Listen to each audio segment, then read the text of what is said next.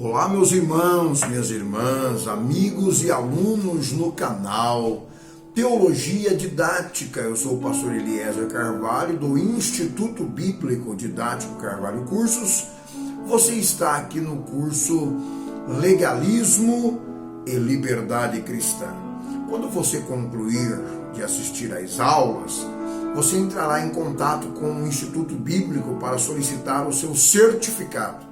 Junto com o seu certificado, nós vamos enviar para você a matéria digital, tá bem? Em PDF, para você estar fazendo pesquisas e utilizando o material para lecionar na igreja, ou lecionar aonde você for convidado, com o material em mãos, tá bem?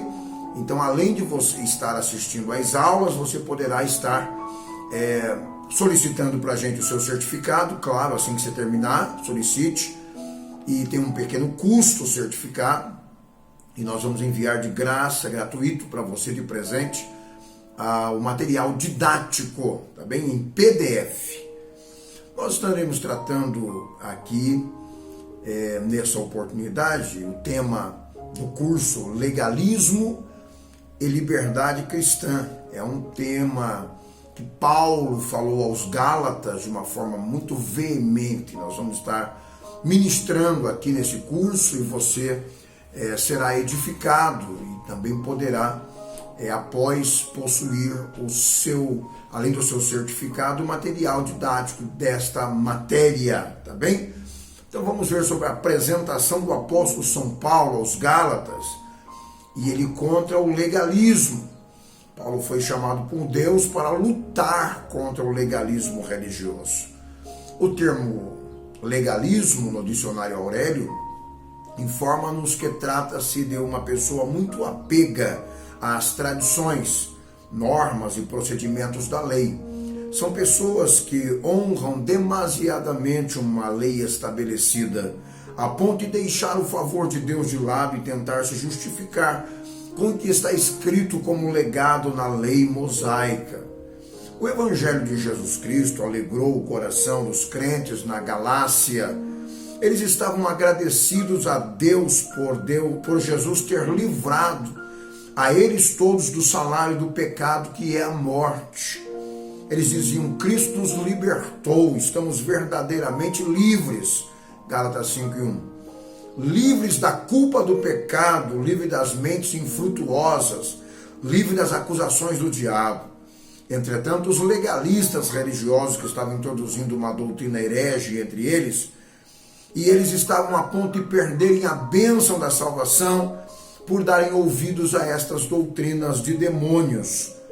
Paulo os advertiu dizendo: apeguem-se à sua liberdade e não tornem escravos da lei novamente, conforme Gálatas 5:1. O autorretrato biográfico do apóstolo São Paulo. Quem era Paulo? De onde ele veio? O que ele fazia lá em Tarso? Em suas epístolas, ele esboça um autorretrato de si mesmo.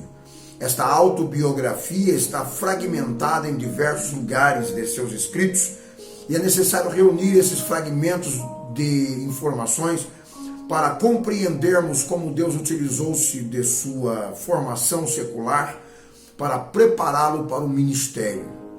Paulo era um judeu, conforme Atos 21 e 39. A parte de sua conversão, a melhor explicação sobre Paulo talvez seja de que ele tenha uma herança judaica. Embora fosse um apóstolo para gentios, ele se identificava constantemente com os judeus, mesmo para os gentios. Paulo fala de seus ancestrais judeus, conforme 1 Coríntios 10:1. Ele também se refere às estações do ano, baseando-se no calendário judaico, dizendo ele: ficarei, porém, em Éfeso até o Pentecostes. Quando fala de Pentecostes, fala de um calendário judaico, 1 Coríntios 16:8. Paulo era descendente de Abraão, Romanos 11:1. Paulo conhecia a religião judaica, tinha conhecimento que havia entre eles simpatizantes do judaísmo. Entretanto, eles eram gentios. Ele fazia questão de destacar-se dos prosélitos ou dos tementes a Deus. Reivindicava a pureza racial, sendo judeu de puro sangue, ou seja, filho de pais judeus, descendentes diretos de Abraão. Paulo foi circuncidado ao 8º dia, conforme Filipenses 3:5. Paulo tinha em seu corpo a marca que identificava-o como um judeu verdadeiro, levado ao templo ao 8º dia para a realização da cerimônia de acordo com os costumes judaicos da sua circuncisão. Paulo era da tribo de Benjamim, Filipenses 3:5. Paulo insiste em dizer que pertencia ao povo da aliança. Os pais de Paulo podem ter dado o nome de Saulo para homenagear o rei Saul, que também era da tribo de Benjamim. Paulo era um hebreu nascido de hebreus, Filipenses 3:5.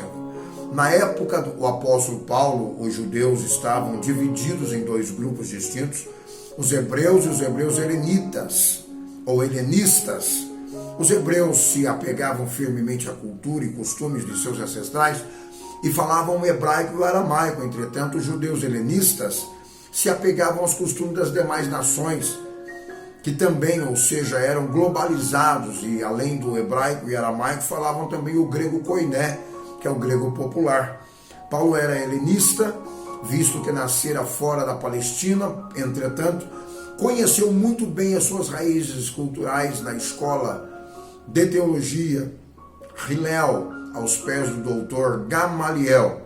Daí em diante, ele insistia em identificar-se como um hebreu da Palestina. Paulo era fariseu, Filipenses 3:5. Esse grupo de judaísmo existia desde o período interbíblico, que foi de Malaquias até Mateus. Eles insistiam na separação escrita de tudo o que era impuro. Eles criam na ressurreição dos mortos, criam nos anjos e nos espíritos, que eram até os fantasmas. Entre os escribas que interpretavam a lei, os fariseus consistiam da maioria.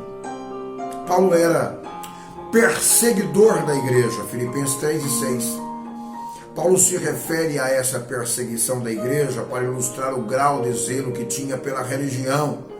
Antes de sua conversão, ele estava certo de que os seguidores de Jesus eram hereges e que, ao persegui-los, estariam defendendo a verdade de Deus e impedindo que outra religião viesse concorrer com a única religião correta, que era o judaísmo. Paulo era irrepreensível quanto à justiça, Filipenses 3:6. Os judeus tentaram receber a aprovação de Deus por meio do esforço humano, através da observância da lei. Mas, nos termos dos padrões legalistas, Paulo julgava-se irrepreensível.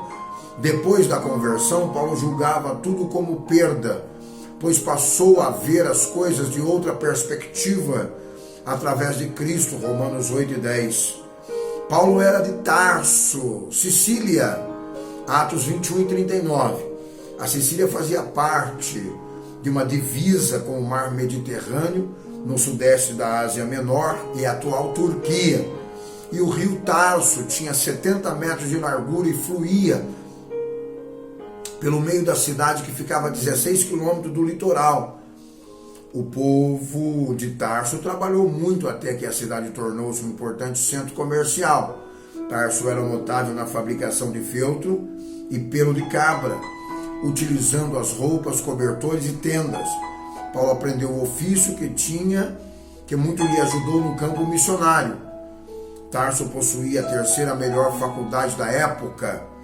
É pouco provável que Paulo tenha estudado nessa faculdade, pois seus pais hebreus não permitiriam que Paulo se misturasse com gentios. Entretanto, a presença dessa faculdade em Tarso influenciou Paulo a ver os gentios com outros olhos. O Paulo era um cidadão romano, Atos 16:39, aliás, Atos 16:37.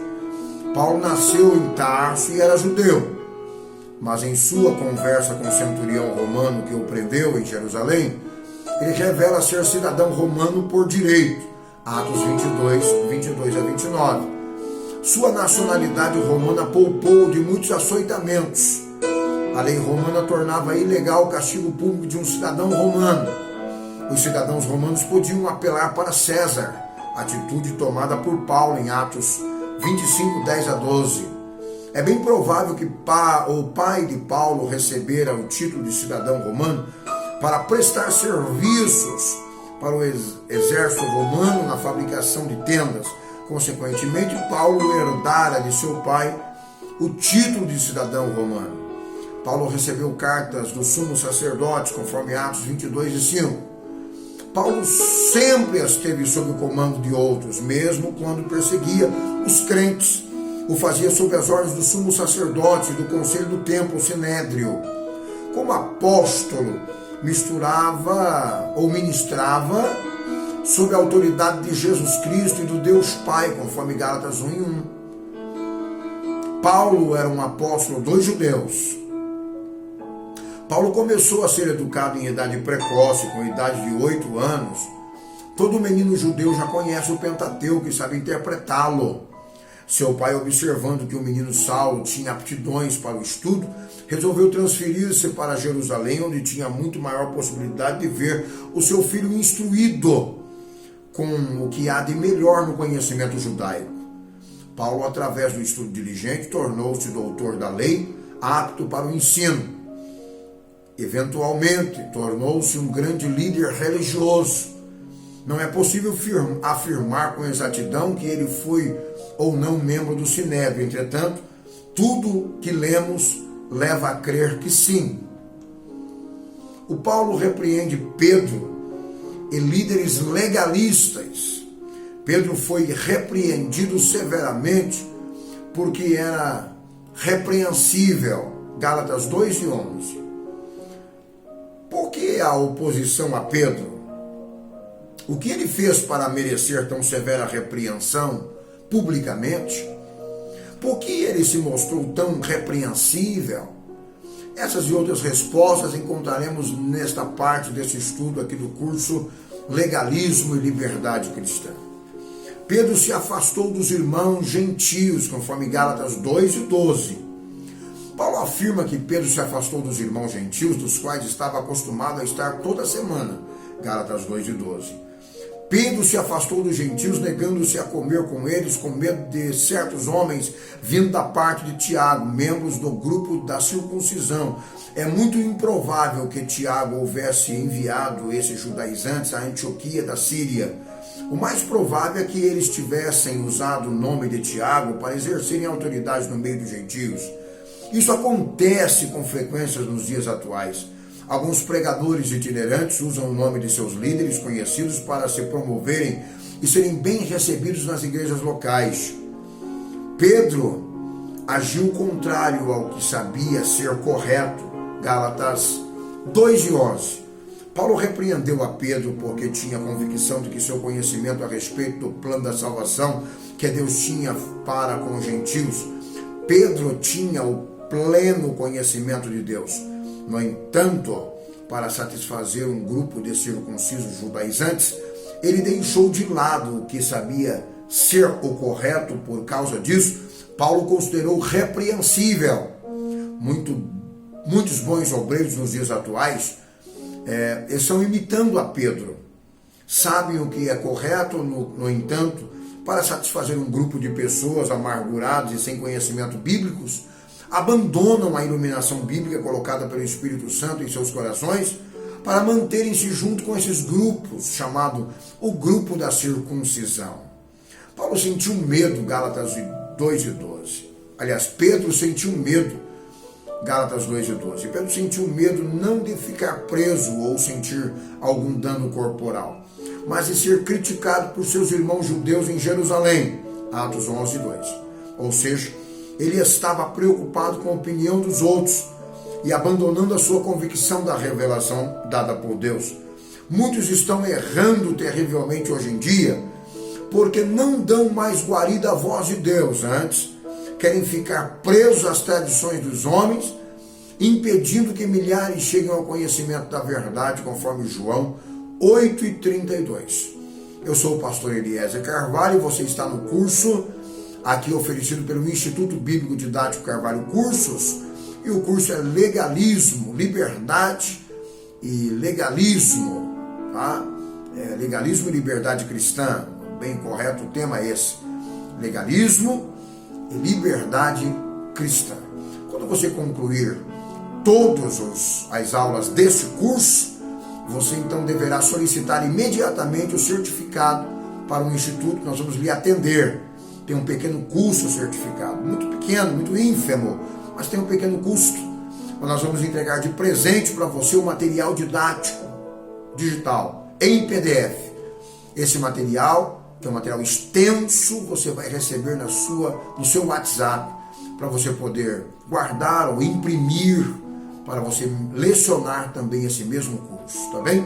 Fique com a gente, até a próxima oportunidade, próxima aula, se Deus nos permitir.